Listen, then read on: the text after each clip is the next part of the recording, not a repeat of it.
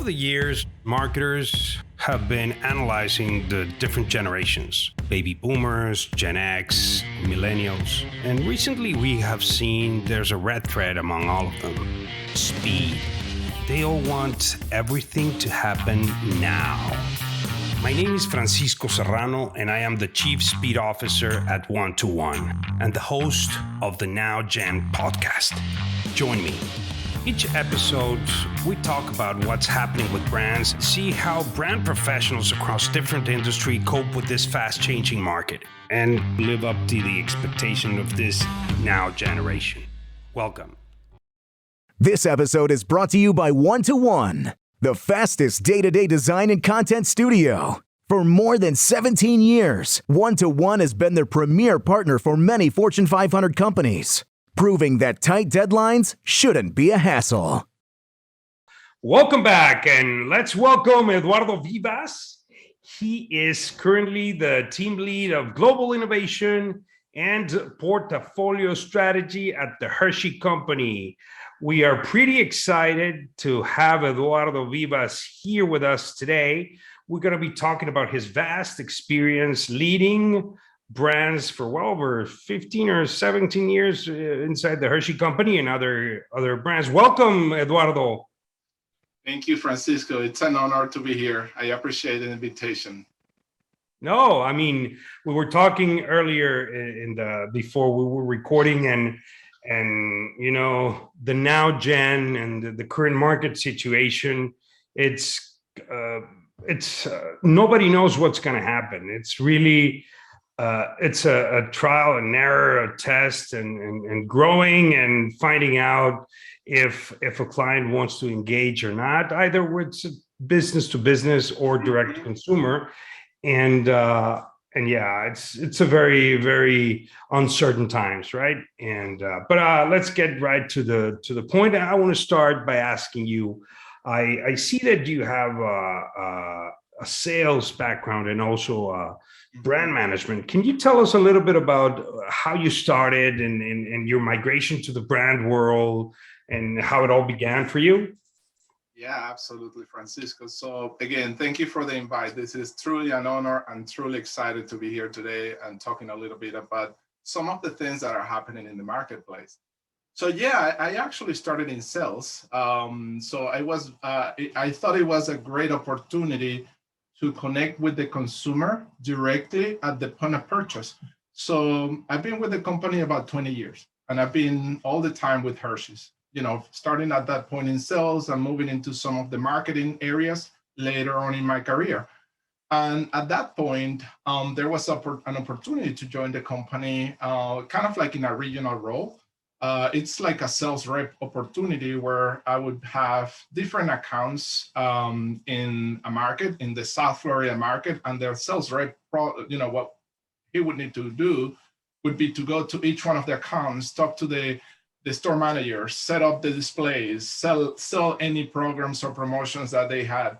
But again, that was a very nice opportunity for me to learn about the market, learn about the US consumer, and not only hear or kind of like read about the market, but actually see it in action. Because before that, I came from Venezuela. I'm originally from Venezuela.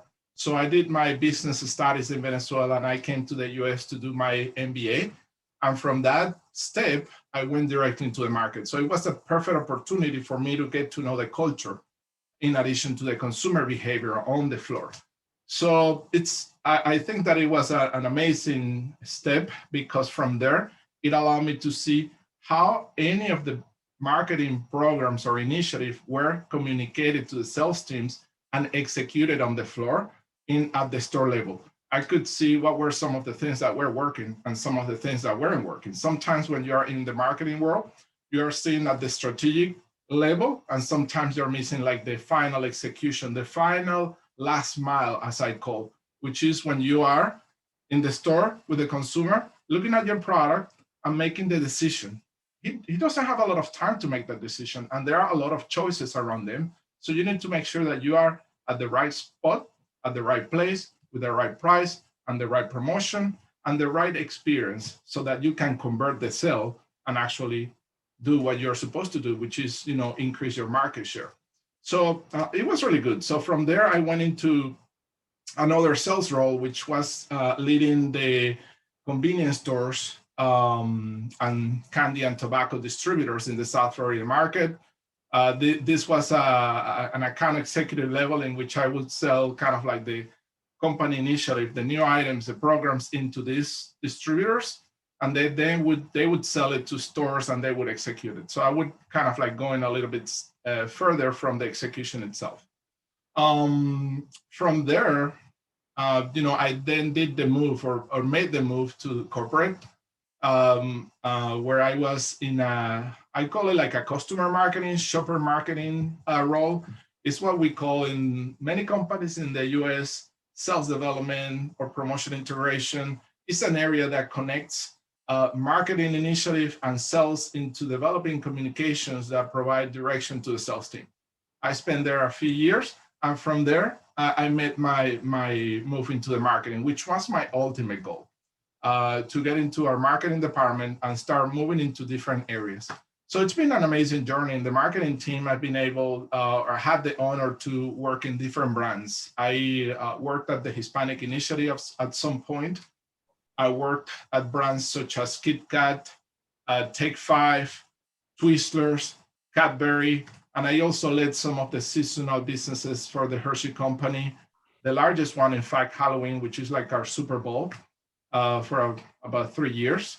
And then I moved into the role in which I am right now, which is super exciting. It's a direct-to-consumer role. It's portfolio innovation and strategy for a specific section of the Hershey Company that is called the Hershey Experience, that manages the direct interaction with the consumers. We handle our HersheyStore.com, so our online stores, directly to the consumer. We don't go through retailers. We market directly to the consumer.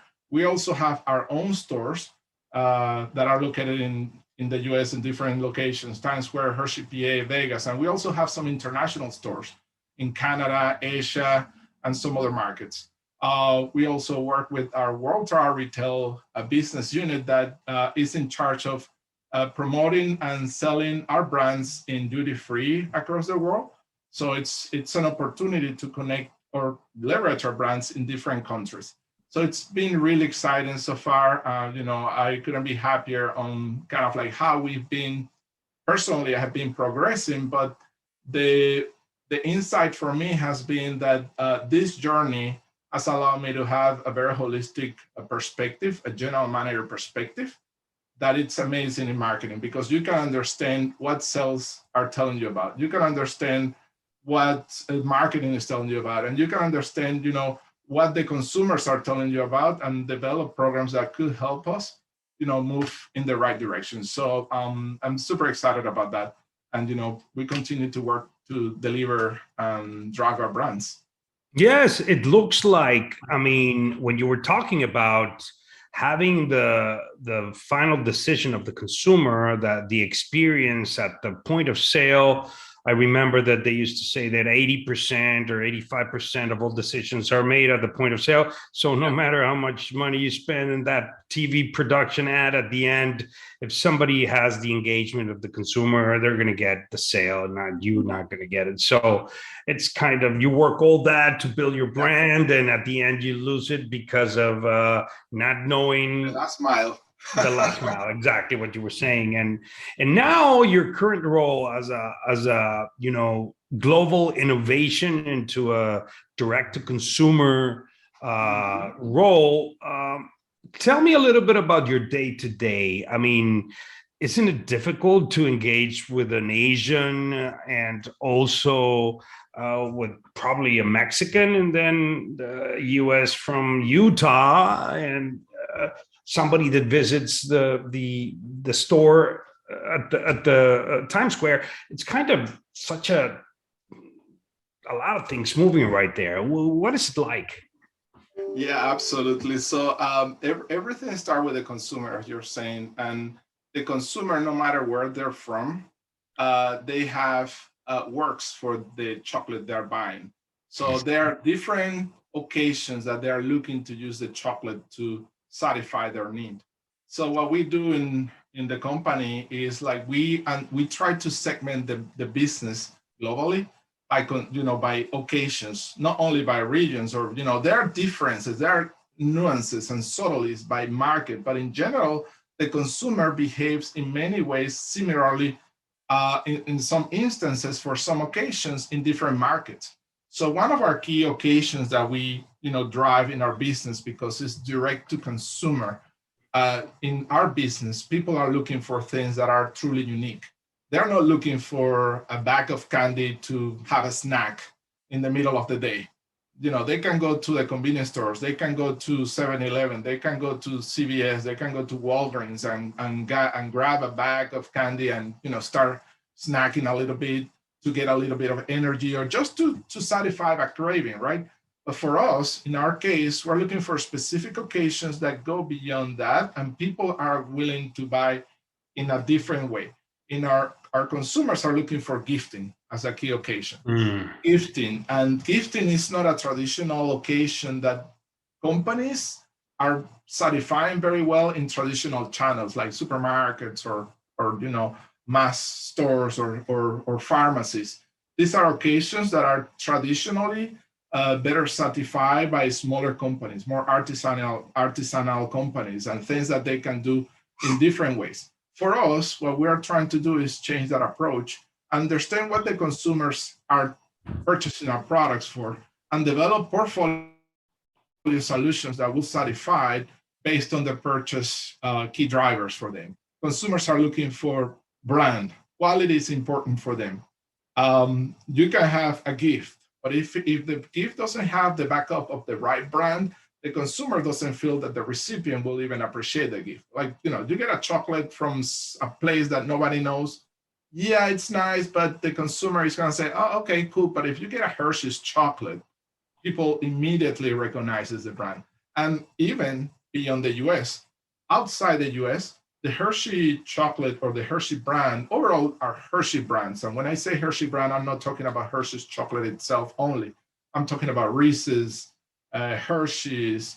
There are other brands that we have like Jolly Rancher, Twizzlers, and many other brands, pieces that have a little bit more of a premium value. So in other markets specifically, more than the US, consumers see that as an appropriate gift and use that gift for different situations, whether it is a holiday gifting or everyday gifting or things like that. So that's how we try to solve for that dilemma of having different consumers. You have to segment the market. You have to understand what are the occasions that you are going after. After finding those occasions, you have to understand how to deliver against that occasion with the right portfolio strategy. Of course, that's where the product comes in place, the price, design, and all these other elements. What is the right brand, right? So there are many ways, many things that will come after you have that foundational work laid out. So you can continue further down the funnel into developing the right package or the right portfolio for them. So is it safe to say that as a global innovator and the challenge that you have ahead of you, it would be like if you have it in a store, a Christmas offering, but all the time? Like, when you go to the Christmas in the winter, in December, and you are giving away something, you have, the little bag of Hershey Kisses and you buy it for a gift or something like that. So that's your motto, but the whole year and not necessarily in Christmas. So, I am in Singapore and I'm at the airport and I want to take this from America to whatever, and boom. Yes. So you're in that mode 365 of the year. Is that correct? Okay. Correct. So that is a challenge. Mm-hmm. And when you think about gifting, then you have to segment gifting itself. There is seasonal gifting. There is very different occasions for every season. Holiday gifting, it's almost like a family gift. It's almost like a host gift you give when you're invited for Christmas. You take to somebody when you go to them, or you send it to your friends or your employees, or maybe your business partners, and you send something to them to celebrate the holidays. For Valentine's, right? What do you think people use Valentine's for? They give it to their loved one. So it has to be a different type of gift, and they want something that is more emotional. It's not only a generic gift. They want a personalized, they want a special message. They want the right colors, the right packaging. For Easter, it's different type of gifting. It's, gifting in some cases could be done as a gift, as a host gift for the Easter meal. When you're invited there, you bring a chocolate, or you can do little gifts for, egg hunts. When you're doing the egg hunts, you put little things in there. So gifting, goes in a range of different occasions, and it's just what is the right type of gifting that you're going after, seasonal and everyday. When you think about everyday, the biggest occasion is birthdays. That's the traditional one, right? Mm. Other occasions that are very important for everyday gifting include things like graduations, weddings, Mother's Day, Father's Day, thank you, appreciation, you're doing it well. I mean, there is a big variety of occasions that play in the marketplace that traditionally people have been using other brands more than Hershey's, to be honest, because they target towards those occasions. In my role, I'm trying to change that and also make sure that we can leverage our brands in unique and different ways to help us accomplish the goal of gaining share from the marketplace in the gifting arena. Okay, so you talked about the key for a successful portfolio, and what I take away is that you need to have brand recognition as a centerpiece, right? So that, and build from that, correct? So the other portion of it is what about the innovation side? So the now gen, they are constantly asking for unique experiences and trying to be so. I ask you, is it innovation in your area more of, matcha is very popular, or chia seeds, and you try to mix those and try to, even though you're not going to be a volume seller, and you put them as part of your portfolio, and that's the way you innovate, or not necessarily, and more interact with, for example, with Tajín in Latin America. It's a leader brand with the spicy thing, and you do it with them, or you go into China and the tea tree, and you make a joint venture with them and start, how does innovation translate to the now gen? Yeah, so definitely. And I would say it's right there. Right now, the generation now, in my mind, it's composed of two generations, millennials and Gen Z. Generation Z is just my kids and your kids. And, they are starting to get actually buying power. They're starting to get jobs, and they're starting to go out there. They are the ones that consume most of the digital content all the time. However, millennials are probably the ones that are driving most of the purchasing power in the US and across the globe. They are both, millennials and Gen Z, are, in my mind, considered part of this generation now, in which everything has to come in the way they want it right now. They have all the power in their hand. On that mobile device, they can search anything at any time. They don't need to wait. They don't need to go to any retailer. They just search and they get it. And not only that, but you know that searching is just one aspect of it. But when we get into the other platforms that are millennials and Generation Z are leveraging, like social media platforms, they consume a lot of their time. They consume a lot of content. And our companies are leveraging, those channels to communicate with consumers in unique ways. And, we need to ensure that we are, wherever the consumer is, we need to ensure that we are making or developing what the consumer wants in terms of the product. We need to talk the language they want to hear, right? The communication message, the right tone, the right messaging. And we need to ensure that we do it in a way that is truly experiential. At least in our channel, we talk directly to the consumer, right?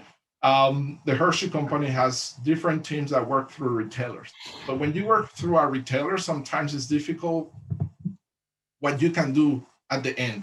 There is limitations, right? You have to get proper alignment. You have to make sure that they approve this, the messaging, this and that. And also, they may not want to do it because they have other suppliers that they are working with. In our case, we are talking directly to the consumer, and we're able to leverage those elements with the consumer. But I think that you were talking a couple of things there that is interesting. You said generation now are looking for unique things, or how do we think about it? And the answer is yes.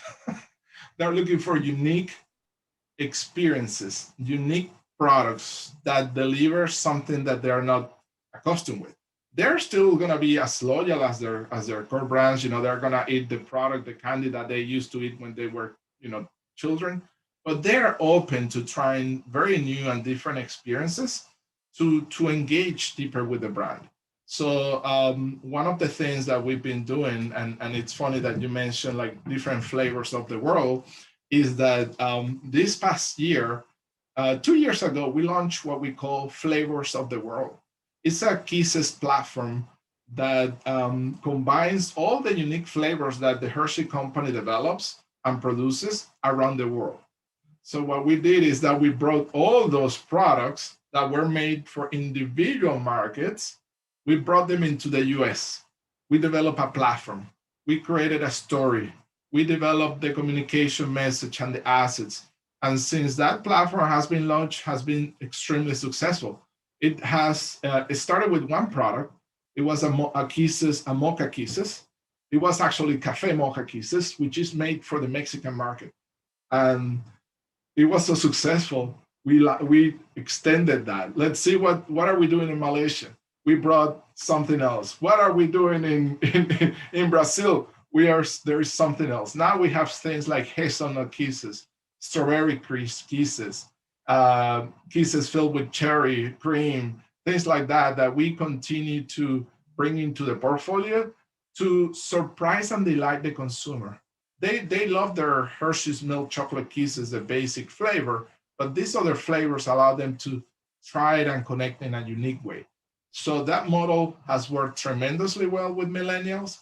And again, it's not about the product. It's not about kisses with chocolate, or I'm sorry, with coffee or cream. No, it's about the story around bringing these items from different parts of the world for you to try something that you're not going to find in the US. You're not going to find that in any other retailer in the US. So therefore, this must be really good. I'm willing to pay more, and I want to get it now. Yeah. And I assume that, and this is an assumption converted into a question. Does speed play a role in your satisfying the now gen crave? It does, and I mean it's going faster every day, Francisco. To your point, the only thing that is constant is change, and the change every time goes faster and faster. It's funny, when I started my career and in the MBA, that's kind of like the first thing the teacher told us. One of the teachers, I don't remember which one, but it said the only constant is change. I'm like, yeah, I mean that's true, but it continues to be that. But the pace and the speed in which that's happening continues to accelerate. And that's what's happening today. So many things going on. Social media, Social media is... It's that is helping a lot with all this messages and since, an influencer is saying something and you don't know, for you, it's the truth. Before, you used to watch CNN, right? Now you watch Roxana and she says, oh, now this and that and this and that. And you're like, for you, that is the reality. And you trust that as if you were trusting CNN, Because, and studies has shown that, millennials and Gen Z trust like 80% more influencers. And in fact, not traditional influencers, like now is accelerating even more. Now we're talking about micro influencers, not really celebrities only. Now consumers are related to micro influencers, meaning people that have between 10 and 50,000 followers, but they get a lot of engagement. These people are not the celebrities. This is your daughter, my daughter. Yes, exactly. On TikTok, putting content about things they like, and creating an array of people connecting through their passion point, because these micro influencers are going after specific things. So for instance, my daughter is all about fashion. So she's all the time putting the latest clothes or fashion combinations, and she puts it, and then she gets a lot of people behind it. There are other people that may be about food, and they do post all about food. So that's now the new stuff for influencers. And we are trying to get into that as well. We haven't done it yet. We were kind of like working, with the traditional influencers. Now we're going to start going into this type of micro influencer, because they don't Charge as much. need a lot of money. They just need, motivation. They're looking for brands that connect with them. They want samples. They want, things to try. That's all. And then they will continue the conversation with you. But as you were talking about that, an example that I share is that in this business, we also, as I mentioned, we also handle some of our stores. They are called Chocolate World stores around the world. In these stores, we have confections and we have general merchandise. So things that consumers will buy to showcase their love for the brand. So you have a t-shirt that says Reese's or Hershey's, or a sweatshirt or a hat or something like that. This past Halloween, we did a test to partner with a brand that has been making inroads into the marketplace in a category, in the plush category. It's called Squishmallows. You probably don't know because your daughter is a little bit, I think, older, but when, between the 5 and 12-year-old range, every girl in the US know what this thing is. It's a rounded plush that it's, creating sensation all over. So we did a partnership with this brand. Let's partner two iconic brands. Let's put it in the market. Let's see what happens. We put it in our stores, and it sold in 2 hours. But the reason why it sold is the minute we put it out there, social media started to go crazy. Like people immediately, this is in Hershey, PA and Times Square. Then the same day I come home, I'm home, my daughter comes from school and she says, "Dad, you're selling Hershey's Squishmallows? I want to buy one. How do I get it?" I'm like, okay. And then my niece tells me and saying, "Oh my God, Uncle, that's so cute." I'm like, "What? How did you know?" "Well, I saw it. Somebody was posting it on social media and I saw it. I want to buy it, amigo." And that created an amazing wave that changed our forecast so much that we ran out of product. We had to reorder product. We put it on the floor again and it's sold again. So it's like we didn't do any other type of advertisement. It was just a product location, and social media accelerated the word of mouth and the communication about the product in a way that it's sometimes it's incredible. Yes, and there's so much going on that we could talk hours and hours on end about everything that the market is bringing that is changing the way that we consume or the way that we purchase, right? I want to take you to the time machine and tell us your proudest moment of your career, your professional career. A moment when you say, "Eduardo, you killed it. I really respect for that." No, there's no ego thing. You're just gonna tell us your thing, and so when and what? Yeah, that's a tough question, because there are a couple of different times that I felt very proud in my career. So probably until maybe a couple of years ago, I would have said clearly during my time leading Halloween, which is the Super Bowl of the Hershey Company. We were able to surpass $500 million in sales and gain market share 3 straight years by some of the strategic initiatives that we accomplished while I was leading the team.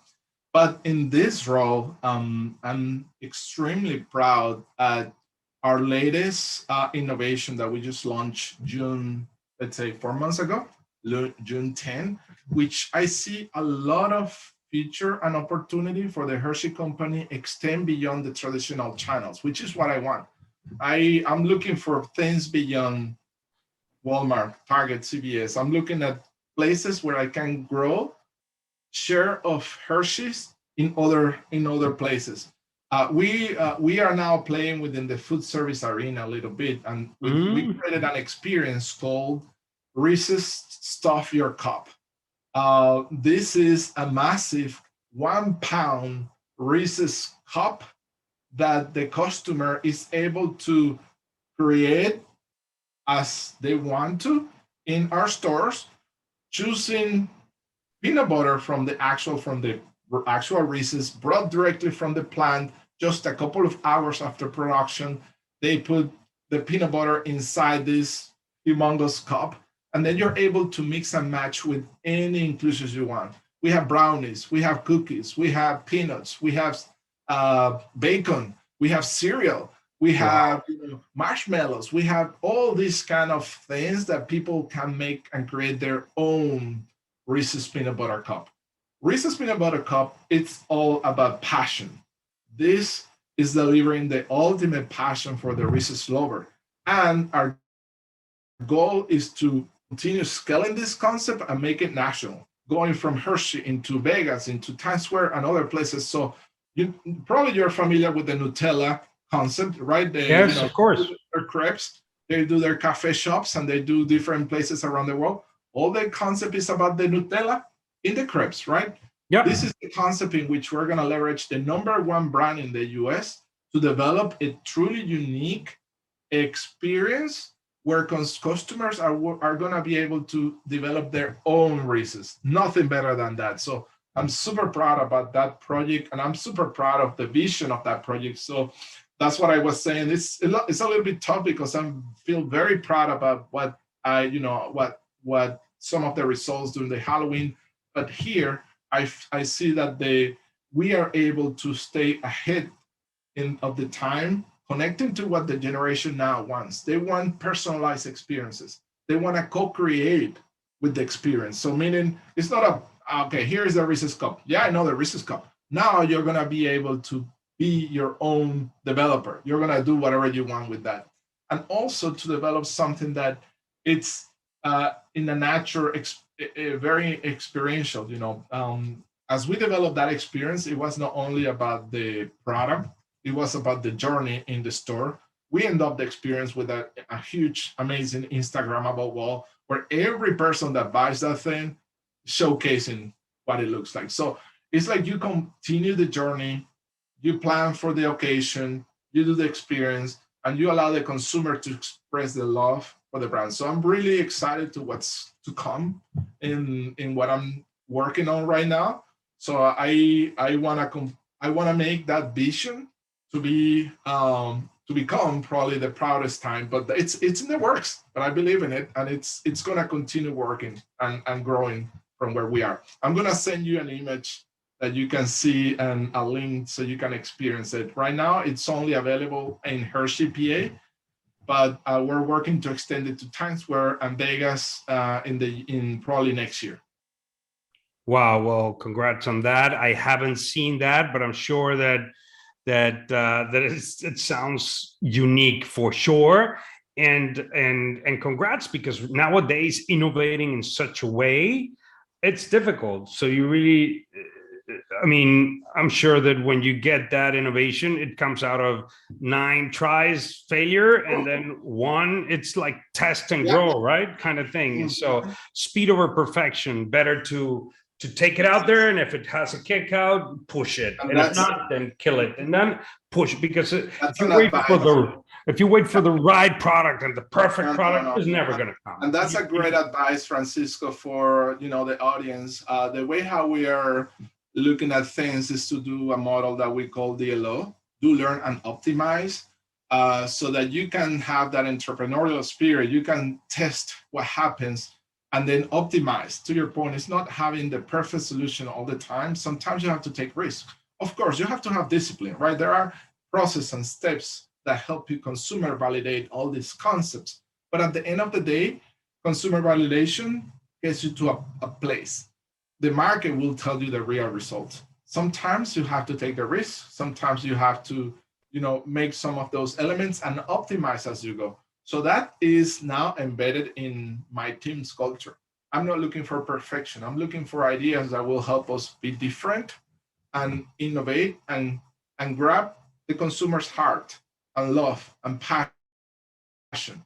And with that, we'll continue to look and develop the right thing. But I'm not telling them, okay, I need $2 million by the end of the year, and that's all I care. No, I need to ensure that we look for the vision. Of course, we're going to tie to the financial goals and accomplish that together.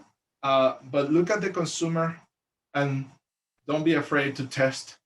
Don't be afraid to learn and understand what the consumer will tell you, and go sometimes with those things and optimize as you learn.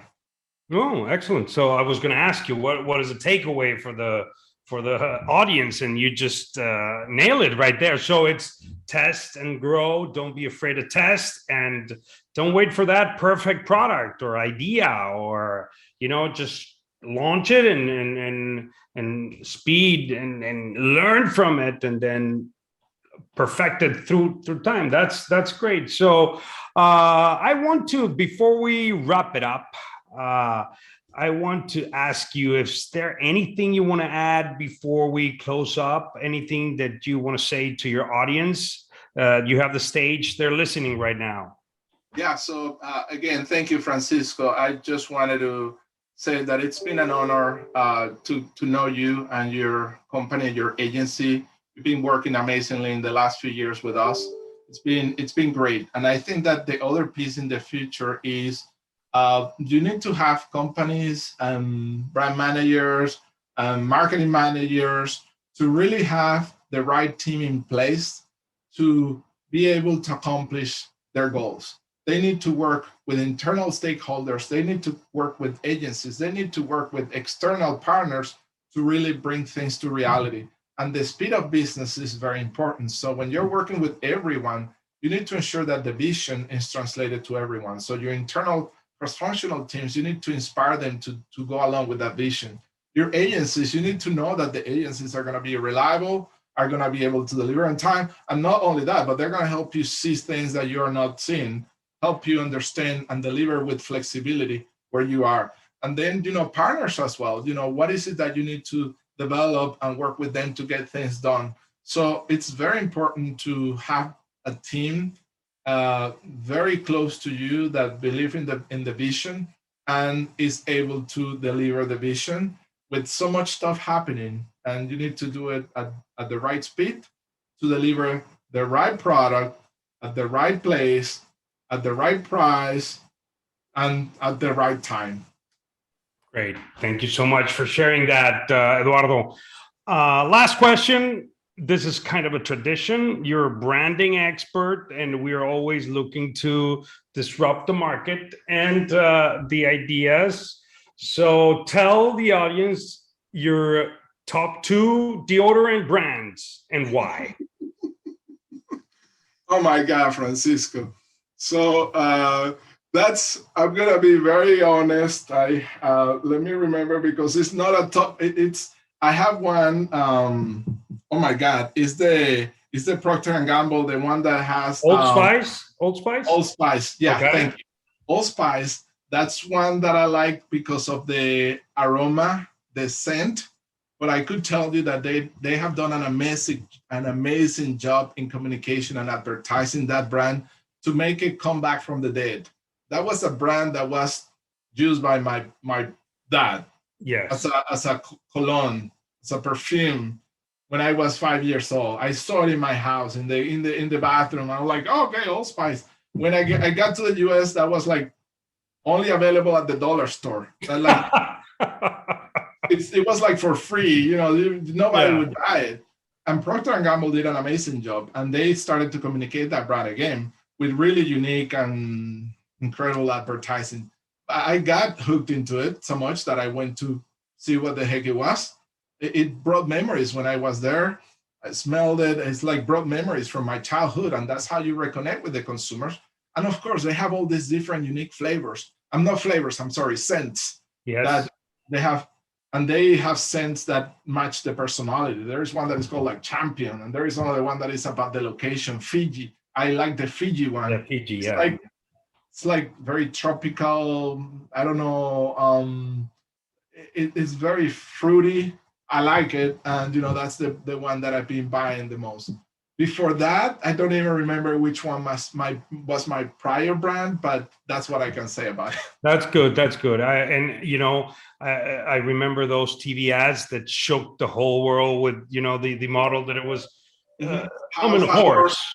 yeah, Yeah. half a horse, a centauro, yeah. Yes, and it was just amazing. So, well, thank you for sharing that, Eduardo. And I apologize for the disruption of asking you about men's deodorant, but it's always good to test Fine. the brand recognition, because we're brand professionals, right? So, well, thank you very much.